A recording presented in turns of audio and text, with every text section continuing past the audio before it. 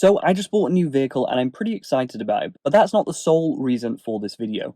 I put a lot of thought into which vehicle to buy, and if you're thinking about moving to the inland northwest, there are a few things you should consider about the vehicle that you choose. Because the inland northwest and the Pacific Northwest as a whole isn't like other climates in the US, you actually have to think about what kind of vehicle you're going to buy. Just for background, for the last 4 years I've been living in Spokane, and I've been driving a front-wheel drive sedan.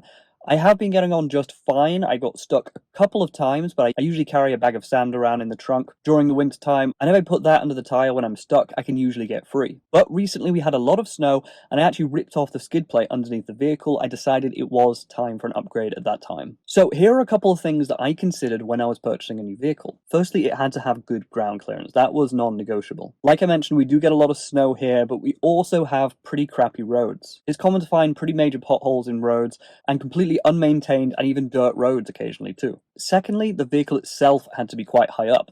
The reason for this is that I've always found it really irritating driving a sedan, not being able to see left or right on a road that I'm turning into, because the majority of vehicles around here are SUVs and trucks, and you can't see past them if you're in a lower vehicle. Thirdly, I wanted more rubber between the rim and the road. The reason for this is, like I said, we get a lot of potholes.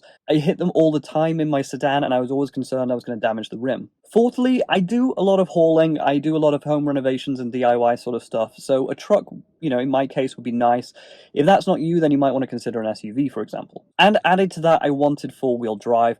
Like I said, I only got stuck a couple of times with front-wheel drive, but I think having an SUV or a truck that isn't four-wheel drive is just a wasted opportunity. Most vehicles and manufacturers these days allow you to switch between two-wheel drive and four-wheel drive, so you're not just wasting a bunch of gas on four-wheel drive all the time.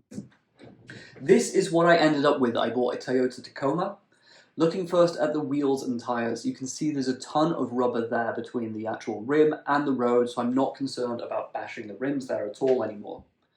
Looking now at some ground clearance, the manufacturer states that there's just shy of 10 inches of ground clearance here, so plenty of ground clearance to deal with some thick snow and any rocks that might sneak up on me too. I actually ended up getting a higher trim level. I got the TRD off-road. You by no means need an off-road ready vehicle, but for me, I just thought it would be nice to have. We've got the truck bed here, so I'll be putting that to good use with some projects. And that's it. I hope this truck will last a long time, and I'll be putting a lot of miles on this truck. If it doesn't work out for whatever reason, I'll report back and let you know. Thanks for watching.